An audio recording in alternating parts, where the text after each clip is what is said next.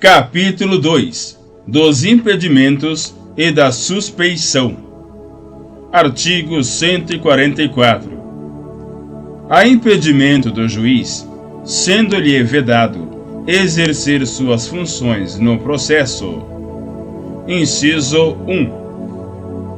Em que interveio como mandatário da parte, oficiou como perito, funcionou como membro do Ministério Público ou prestou depoimento como testemunha.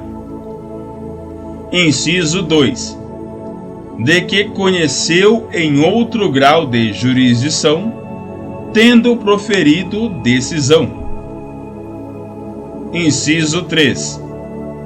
Quando nele estiver postulando, como defensor público, advogado ou membro do Ministério Público, seu cônjuge ou companheiro, ou qualquer parente, consanguíneo ou afim, em linha reta ou colateral, até o terceiro grau, inclusive.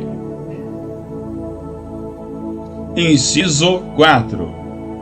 Quando for parte no processo, ele próprio, seu cônjuge ou companheiro, ou parente, consanguíneo ou afim, em linha reta ou colateral, até o terceiro grau, inclusive.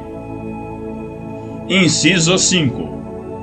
Quando for sócio ou membro de direção ou de administração de pessoa jurídica, parte no processo. Inciso 6. Quando for herdeiro presuntivo, donatário ou empregador de qualquer das partes. Inciso 7.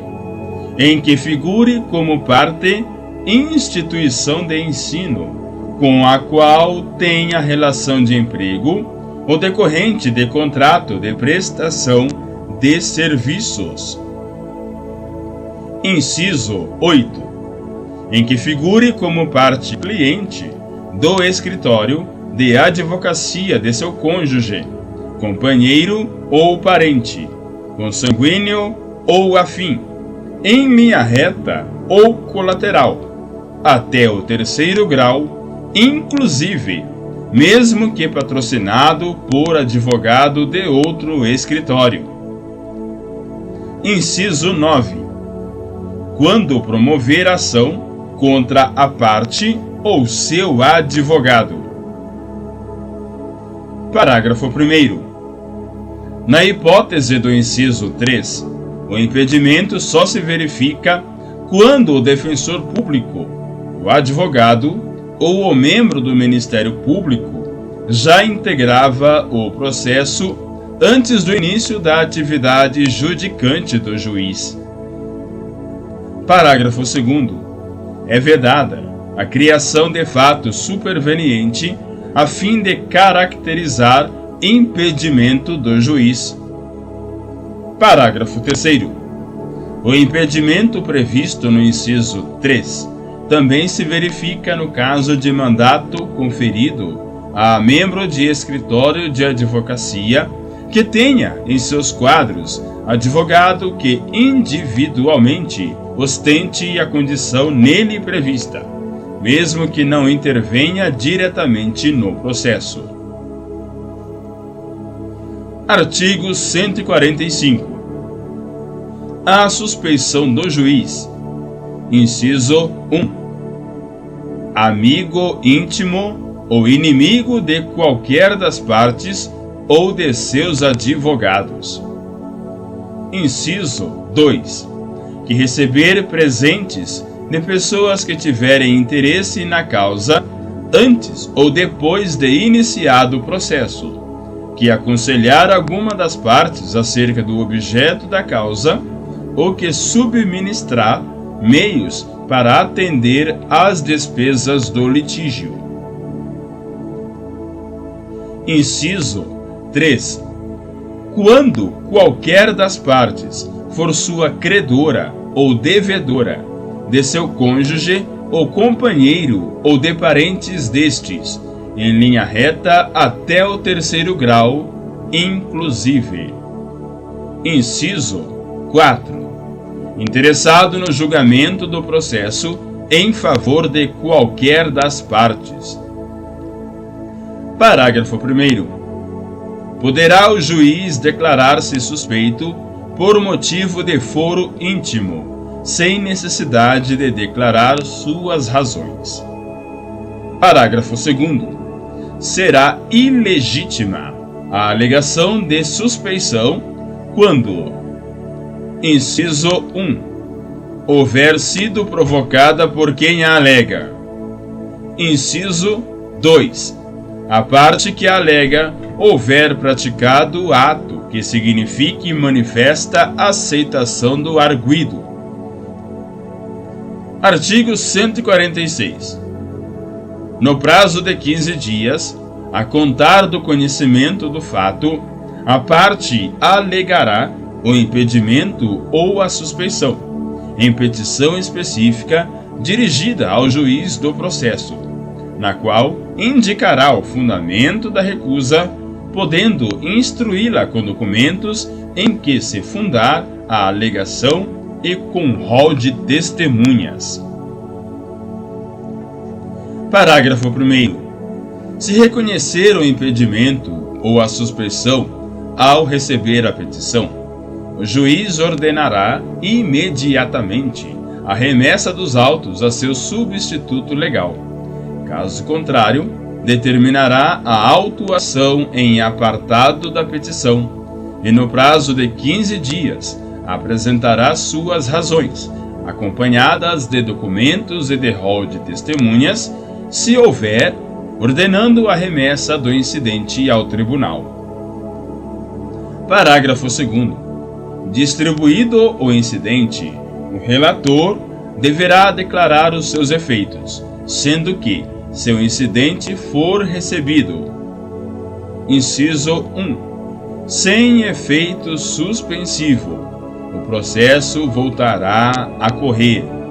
Inciso 2, com efeito suspensivo, o processo permanecerá suspenso até o julgamento do incidente.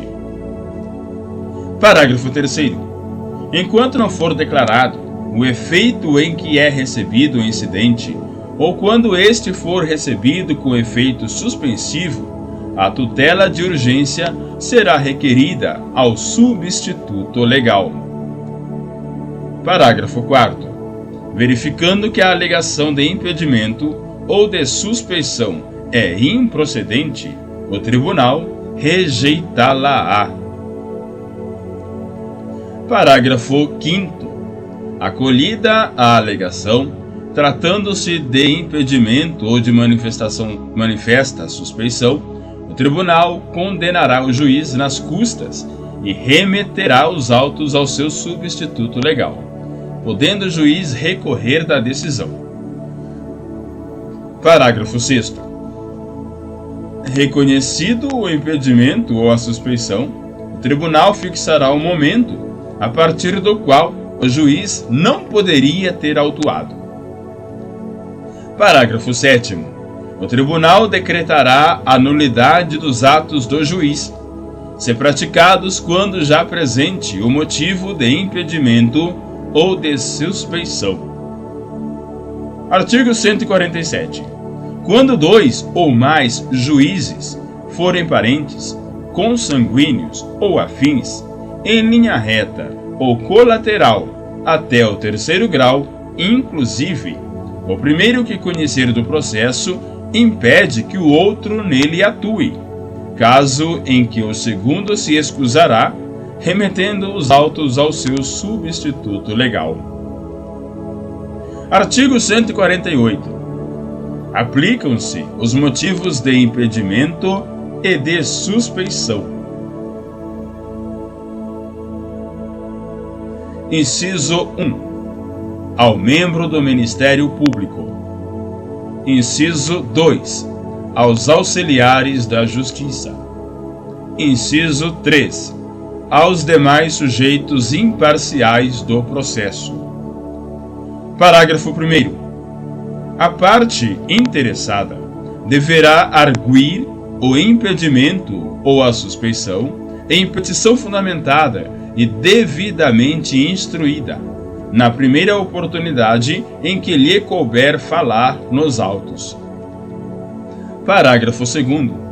O juiz mandará processar o incidente em separado e sem suspensão do processo, ouvindo o arguido no prazo de 15 dias e facultando a produção de prova, quando necessário. Parágrafo 3º. Nos tribunais, a arguição a que se refere o parágrafo 1º será disciplinada pelo regimento interno. Parágrafo 4º. O disposto nos parágrafos 1º e 2º não se aplica à arguição de impedimento ou de suspeição de testemunha.